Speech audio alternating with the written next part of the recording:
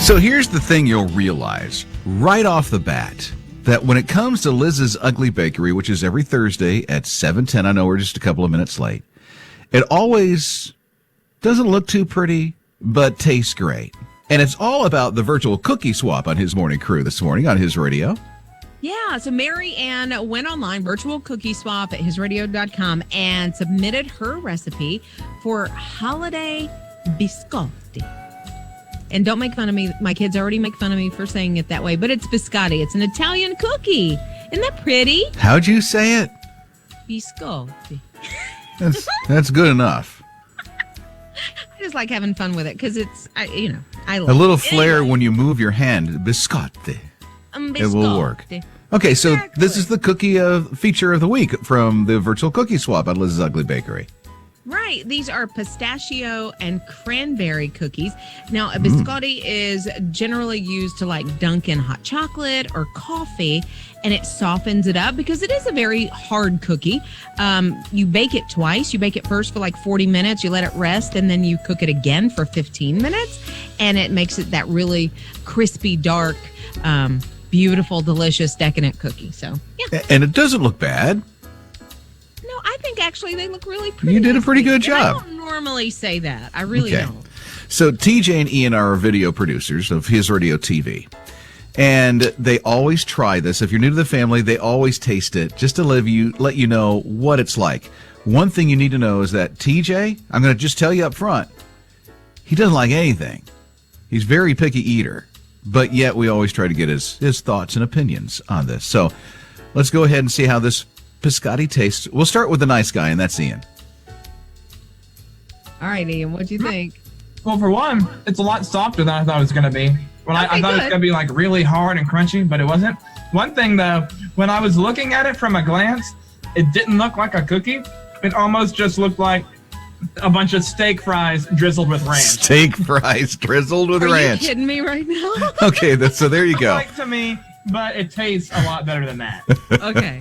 So here's my take. It looks like steak fries drizzled with ranch. So let's get TJ's Thanks, assessment. Ian. Merry Christmas. It's the thought that counts. It looks like a giant crouton. I honestly, I thought about throwing it at Ian, but I didn't want to give him a concussion. Hey! So, Are y'all in cahoots with each other to bring me down today? Looks like a crouton or Steak fries with ranch drizzled on it. Okay. Okay, but did you taste it? TJ? yeah, I tasted it. Oh, you're avoiding the subject. I gotcha. Okay. Well, Can I weigh in? They're delicious. Thank you, Mary Ann. You now get a Lizz's Ugly Bakery apron. Thank you for joining our virtual cookie swap. And don't listen to TJ. His Morning Crew. I think you might be able to help. I think you might have an idea or two to help this whole situation. It's Rob and Liz, His Morning Crew on His Radio. There's some houses that we're hearing that Elf on a Shelf has run out of ideas on where to go next. I mean, it's like Elf has been everywhere in the home. Where does Elf go next? Maybe you have some thoughts about that at 800-447-7234. See, I would be stumped on helping the elf because when my kids were little, it wasn't necessarily, they weren't coming to our homes at that point. So we need to find out how to help Elf. Mm-hmm. Where would you assist Elf? If Elf was in your home, where would you assist Elf to go? I would probably say the garage. Okay. That would be somewhere I think totally different. Maybe he could help fix, the lawnmower or Not a maybe bad change idea. The oil. Yeah, change the oil in the car. That would be somewhere I think Elf could really help out. You don't want my advice because mine would be using Hershey's Kisses, and that would be disgusting. So I'm not going to do that. I think they've done that before, haven't they? They have. On top of those little cookie things that they have. Mm-hmm. So I have seen one that goes fishing in the potty. okay. Well, there's another one. fun. He needs assistance for that, especially not to fall in. So what do you think? We're going to put our potty humor aside. What do you think? Could you help give Elf some ideas? Or maybe you got some ideas that Elf has already done in your own home. 800-447-7234. Rob and Liz. His morning crew. Jenny said, put Elf in quarantine. Parent win. Absolutely. Roy said, I didn't do this. He said, I found this on the internet, but it's Darth Vader, and he's kind of using the Force to hold Elf up on like the door frame of the house. No way. Okay. Super cute. Yeah. That's creative. You might be able to use Baby Yoda for that one, too. The child from The Mandalorian. Katie's here at 800-447-7234.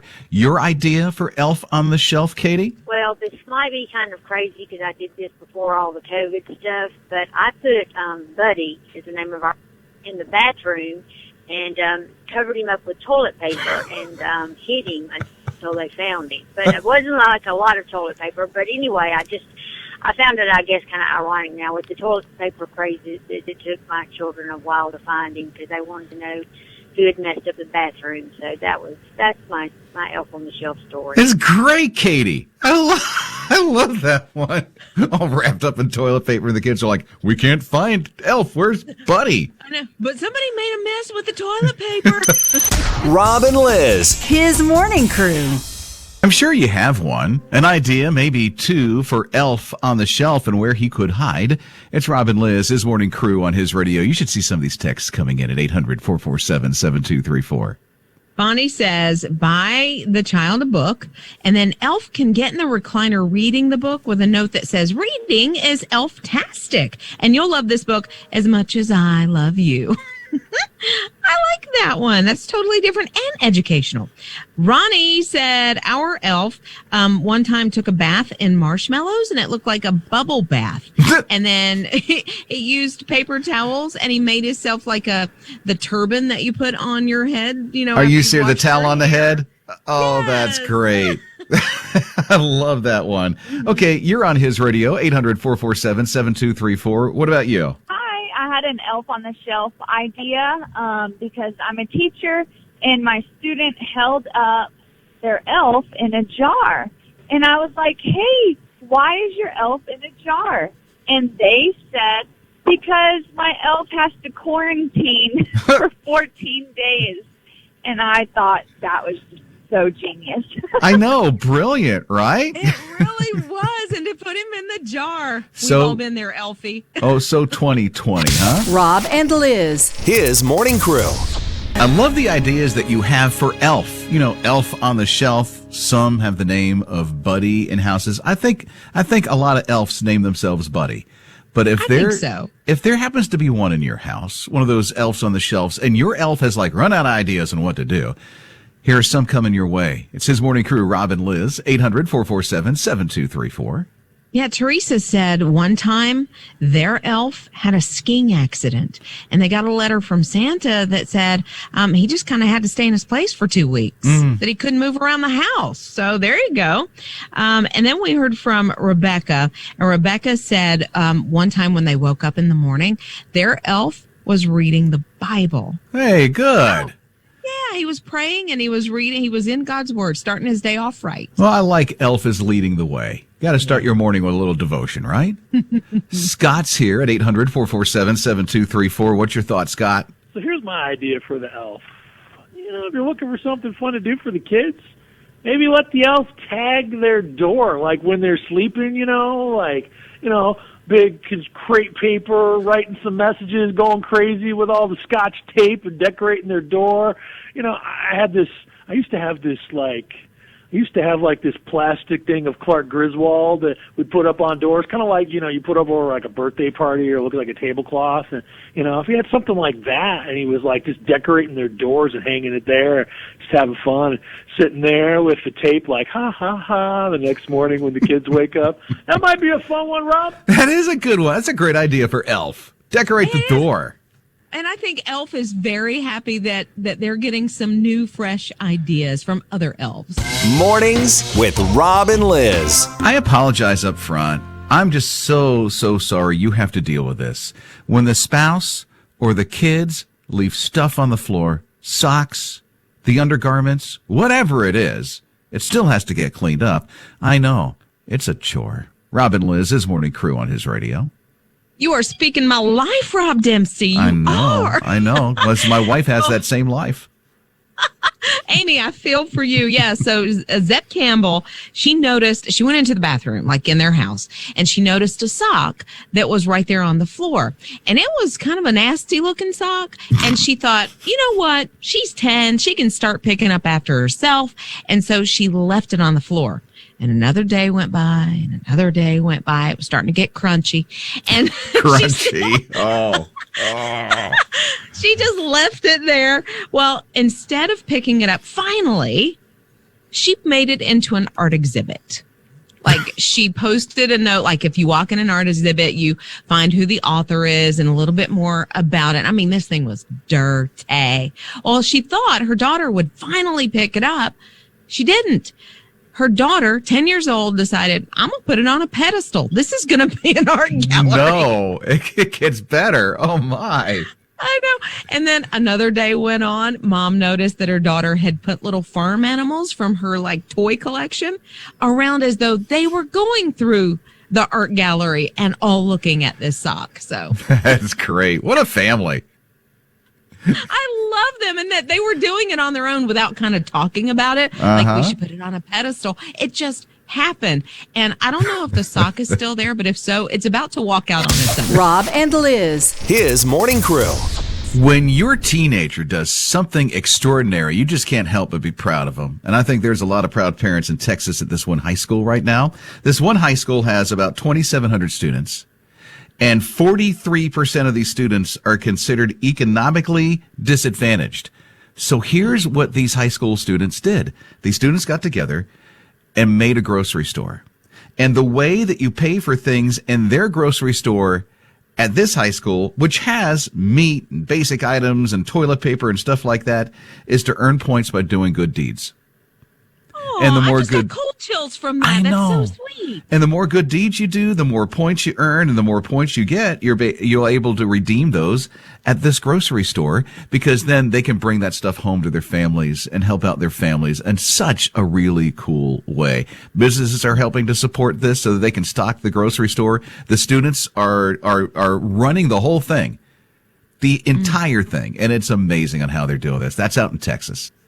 Yeah, you know, when you think about it, it's hard to wrap your brain around in this country, as blessed as we are, that there are so many kids what they call food insecure. And that means, yeah, they might eat, but they might not eat. And they just don't ever know. And that they've done something about it to inspire them to do good and get good at the same time. His morning crew. That moment that you realize my coffee pot is broken, or I have no more coffee in the house, or your favorite creamer is depleted, and you're trying to get your morning started. It seems really horrific. Worse than 2020. Well, not really. It's Robin Liz, his morning crew on his radio. I wake up this morning. One of the first things I do is I empty the dishwasher. My wife washed the coffee pot this morning, which was great.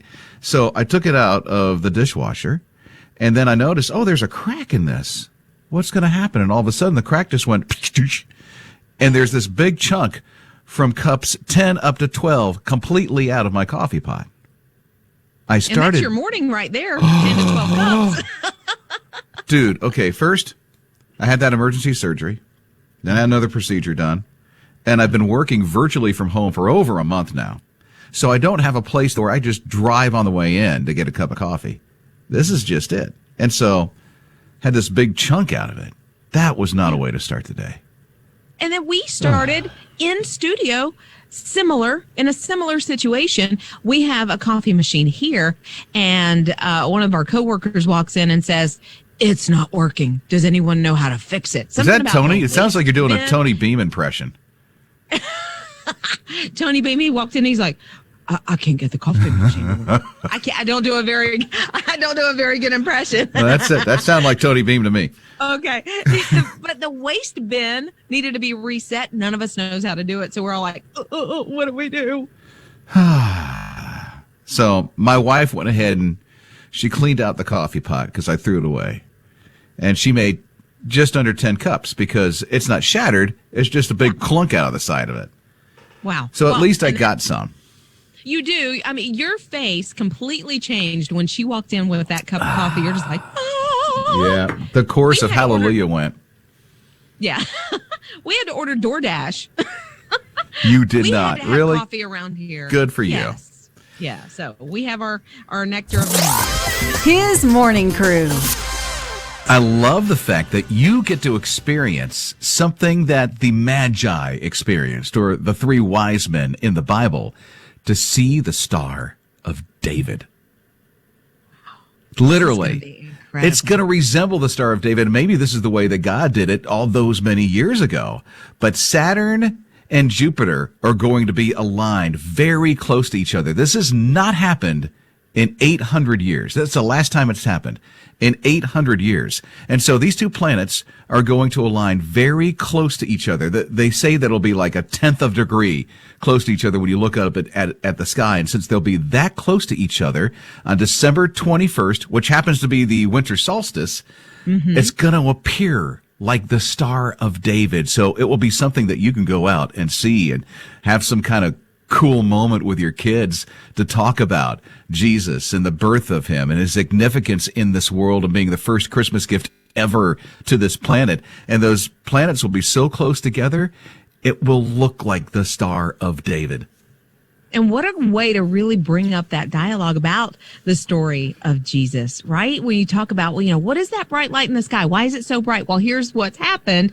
And it just, like, it really does. It gives me cold chills. It just makes me say thank you. Thank you to God for allowing us to see it. It's been 800 years, and why are we being so blessed this year? It's amazing. Yeah, after this 2020, it's like a little glimmer of hope as we get into the new year, right? So if you didn't hear, those two planets, Jupiter and Saturn, they're going to align very close together on December 21st, and then it will appear like when you're looking up in the sky, like it's the Star of David. Mornings with Rob and Liz. You might be competitive. Uber competitive. I don't know. Maybe a slight bit of competition that is within you. It's Rob and Liz, his morning crew on his radio. But let me tell you, these two dads, Scott and Jeremy, are in a fierce competition with each other when it comes to the cookie wars. Yeah, they started earlier this year during the pandemic. Scott learned he could bake. He started just piddling around in the kitchen, started baking. And then his friend, Jeremy, kind of called him out and was like, I can bake a better cookie than you can. Well, they put that all over social media and they were having this cookie war. Well, then a third person stepped in. This was Rachel. Rachel's like 18 years old. And she said, I can bake better than both of you. They actually had people in their community taste test, and she won the cookie war. But then they thought we can do something better with this, and they decided to start baking cookies for like frontline workers, healthcare, essential workers, that kind of thing. And they ended up with 100 volunteer bakers. You know how many cookies they made? It wasn't just a couple of dozen at all. Oh, at least 100. At least 100, yes. Each baker made one cookie. They ended up with 15,000 cookies that they donated. Isn't that great? Now, they call themselves Cookies for Caregivers, and it was born out of this with COVID-19 and everybody experiencing this stuff, and now they're giving it to the frontline workers. So they went from fierce competition as competitors in the cookie wars and turned it into something that is just helping so many people. Give just a bright spot in their day. I mean, when you get a cookie and can dunk it in some milk and it's like, okay, things are going to be all right.